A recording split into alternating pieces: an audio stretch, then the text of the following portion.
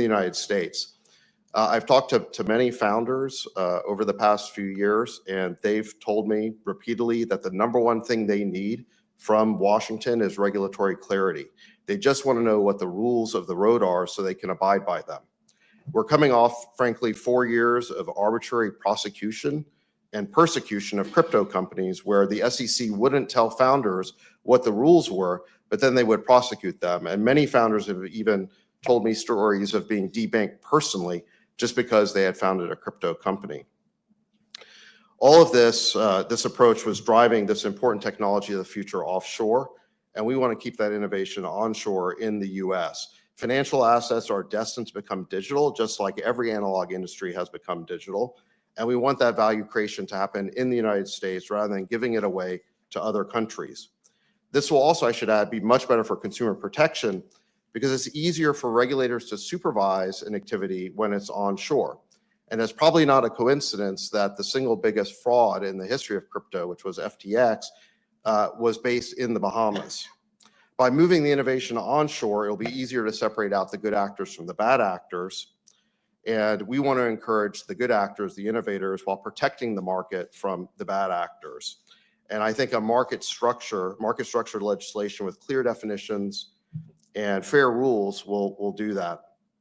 I want to say additionally, we're excited about working with both the House and Senate on stablecoin legislation. I know Senator Hagerty introduced a bill today. This stablecoins really have the potential to ensure American dollar dominance internationally, to increase the usage of the U.S. dollar digitally as the world's reserve currency, and in the process create potentially trillions of dollars of demand for U.S. treasuries, which could lower long-term interest rates. So let me stop there, and I want to thank the chairman here today, Chairman Scott, Chairman Hill, Chairman Bozeman, Chairman Thompson. And I look forward to working with them as part of the administration to help turn President Trump's policy into reality. This was a week one priority for the administration, and we're excited that our counterparts in Congress are equally committed to ensuring American dominance in digital assets. I look forward to working with each of you. And with that, I want to say work with each of you in creating a golden age in digital assets. And with that, I'll turn it over to Chairman Scott. Thank you. I think David represents promises made, promises kept. I love the campaign trail when President Trump was out there making promises, and we see today he's keeping those promises. And in so many ways, I think back to a kid as I was a long time ago, growing up in a single-parent household, mired in poverty, and hoping that the American dream would one day be accessible for me. I think that we're standing here today at the precipice of greatness for so many kids who are looking forward to democratization, having access points for their families and for themselves that makes it easier and less expensive to do business in this country. I love the concept that we see today, synergy within the administration, the House, and the Senate, focusing not on ourselves, but focusing on working class Americans who desperately need to reduce their prices and increase their access. That's what the bicameral working group will help tackle. I have a pre-existing working friendship with GT and French and John. And the good news is we come together already having proven the ability to work together to get things done for the American people. It's an exciting time to be an American. And as David said, the golden age has begun. And the good news is it's going to get better. I'm excited about what we will accomplish for the American people. I'm excited about the synergistic approach that we're taking in the House and the Senate, with the White House leading the way. Next, you'll hear from Chairman French Hill. Thank you, Chairman Scott, and David Sachs, thank you for coming to Capitol Hill to celebrate with us the fact that in the 119th Congress, we have a bicameral project for both a stablecoins bill and a regulatory framework that will bring clarity to digital assets in the United States so that we are the land of opportunity, the land of innovation that we have been for decades in so many other technologies. We don't want to be behind in financial technology and digital assets in the United States, but our innovators, as David Sachs reported, need clarity. They need to know what the rules of the road are, and that's why I'm excited to be here today to share this announcement that we're forming a working group on a bicameral basis between the House Financial Services Committee, the Senate Banking Committee, the House Agriculture Committee, and the Senate Agriculture Committee to make progress on that clarity for a regulatory framework and to create and structure a stablecoins bill that will lend itself to advancing America as the reserve currency of the world. This is a big issue.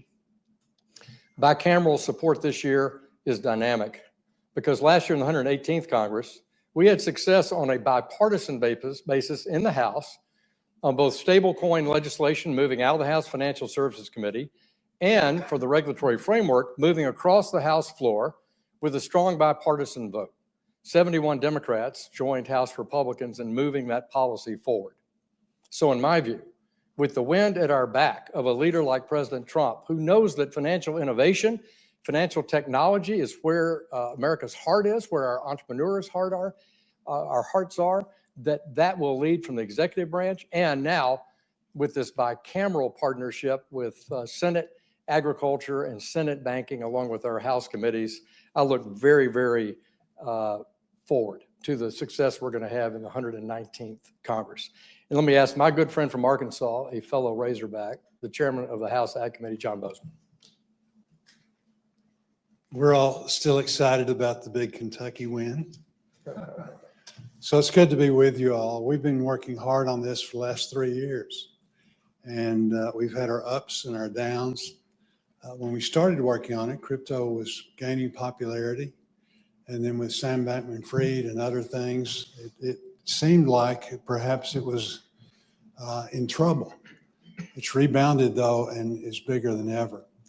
So our goal is to make sure that consumers are protected, make sure that the industry, in order for it to grow and be able to offer all of the things that it does offer to the various disciplines that are out there, whether you're a bank or whether you're investing a client's money for their retirement or whatever, you've got protections, there's structure in it, and it will allow the industry itself, because it is regulated, people have confidence in that, to grow. It's a little different than our normal situations in the sense we've got these jurisdiction things. So I'm the chairman of AG. Why am I here? Because we have the Commodities Futures Trading Commission, and some assets are commodities, some are securities. So the SEC has jurisdiction over the securities, CFTC has jurisdiction over the other. So the idea that we're working together, again, we've all been working separately. We've made progress over the last several years, but working together now with purpose, and then also having the White House, having the czar over here, again, to visit with him and really set up a structure so that we can get a final structure to make this thing work is very, very important. So I appreciate Senator Scott, I think, really coming up with that idea. And I think it's a good one, and we're looking forward to actually get some things accomplished in the next several months.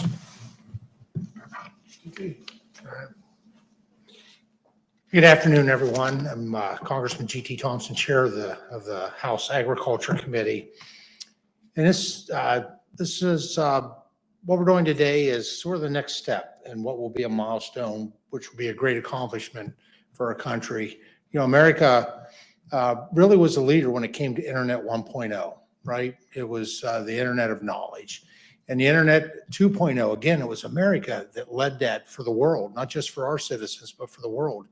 And that was the Internet of things. And then Internet 3.0 is what we're talking about today, and that's the Internet of value. And we're approaching it in a principled way. My colleagues here mentioned a couple of those. Number one, do no harm. Protect consumers, provide that regulatory structure, that certainty, both for the industry, but quite frankly for the consumers as well. And secondly is foster innovation, because the opportunities are unimaginable.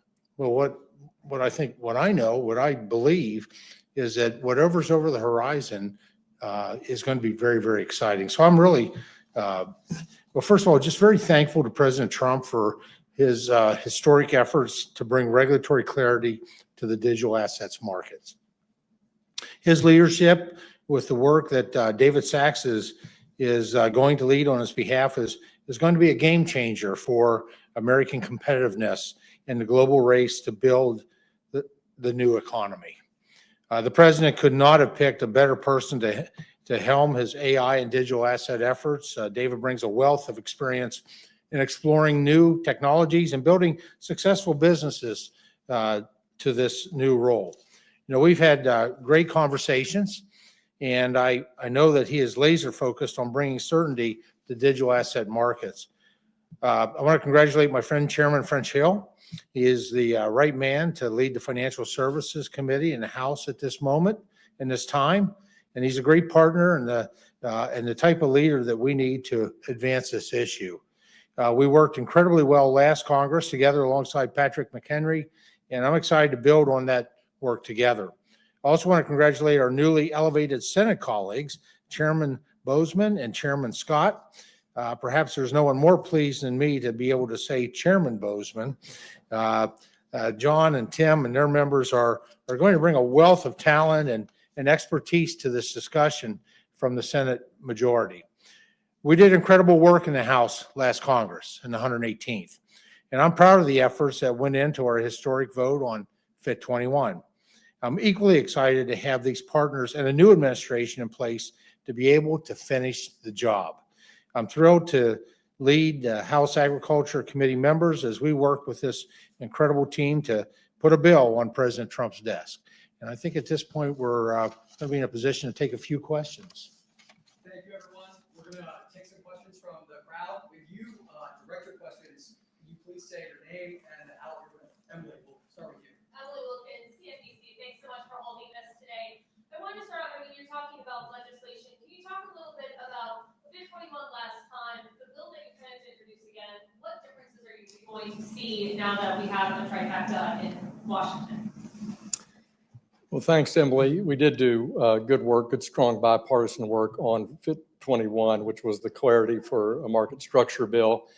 That bill, I think, had the basics for the exact bill that we'll propose to introduce again in the 119th Congress. There may be some modest changes, but it had bipartisan support. We did a lot of work in our markup and in the floor preparation for it in both the Ag Committee under Dusty Johnson leadership and G.T. Thompson's leadership, and in House Financial Services. So on the regulatory framework bill, that'll be the approach that the House takes. On stable coins, I think you'll see us have a bill that's very similar to the approach that's been taken in the Senate. Recently, Senator Hagerty's introduced legislation. That bill was closer to the original proposal that Patrick McHenry put in place early in the 118th Congress, and I think you'll see the House expose a draft for stable coins that would be similar to the approach taken by Senator Hagerty. But let me ask GT or to comment or Tim. So I established this year a digital asset subcommittee so that we could take a deep dive into market structure as well as stable coins. Good news is stable coins led by Bill Hagerty on the Senate side's out already today. We've seen Cynthia Lummis as a co-sponsor. Market structure is a place where you have left and right leaning in. We have members from Gillibrand and Lummis working together in the past, now working together in the future, coming to the table to create the framework for the Senate so that we can harmonize FIT 21, the parts that we see as a path forward to a signature into law. So the good news is, from my perspective, having the digital asset subcommittee really working on the market structure at the same time, simultaneously having Bill Hagerty lead the conversation around stable coins, having that bill out for us to take a look at. And there will be an amendment process, will be a part of that for us. And then hopefully very quickly, we'll see the House, they're working on it as well. So we'll have a legislation that's able to go to the president's desk. Let me just say, I'm very proud of the work that we did in 118th with FIT 21. And that was done in, you heard others talk about, we had Republicans and Democrats certainly in committee and on the House floor, significant vote that we achieved. But I like to say we achieved that in a tripartisan way. We worked in bringing the industry, bringing key stakeholders to the table. And so I look forward to, quite frankly, on working with my colleagues here and President Trump to continue that process of refining what we do, whether it's market structures and the other aspects of this bill. Brendan Peterson with Punchbowl News. I wanted to ask if you all are thinking about making changes to anti-money laundering law as a part of this push, given the concerns we've heard about banking, the crypto sector, and beyond, and the broader concerns about money transmitter licenses and the sensitivities of AML. Yeah. We're certainly open for discussion. One of the things that the subcommittee will take a look at is the whole playing field. I mean, at the end of the day, to get all of our members on board, we're going to have to be open to comments and thoughts on the issue.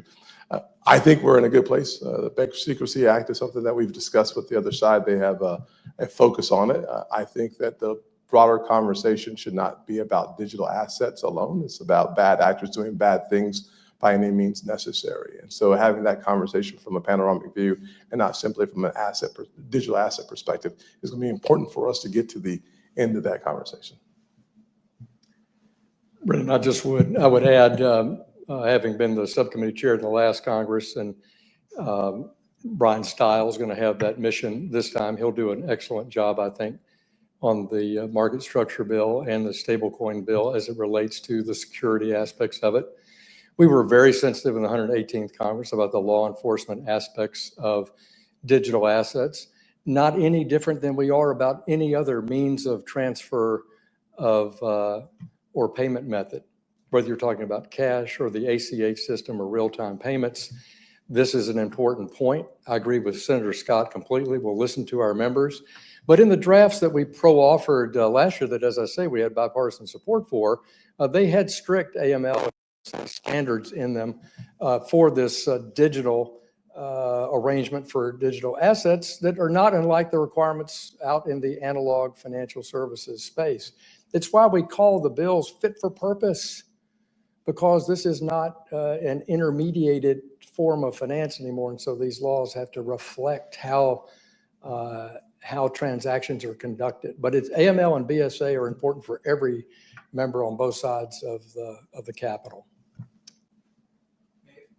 Thank you. Thank you for doing this. For both of the stablecoin and the FIT bills last year, I'm just curious this year whether you have any idea of the timeline when you expect to get those worked through Congress. And then also, could this ride along anything like the Farm Bill, for instance, even the agriculture commission?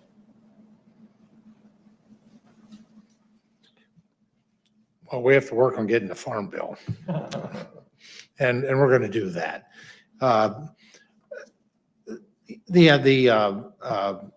Time-wise, I think one of the most important things we're doing now, with every Congress, we have new members that retire or are defeated, and we have new members coming in. So we're starting that now and have started member education. And quite honestly, crypto is not the easiest thing to wrap your mind around. Not everyone comes into Congress with a good, full understanding and a thorough knowledge. And so member education is what our first goal is here. And then how it times up, it is, I think we've shown the ability to be able to move a market structures bill. Well, FIT 21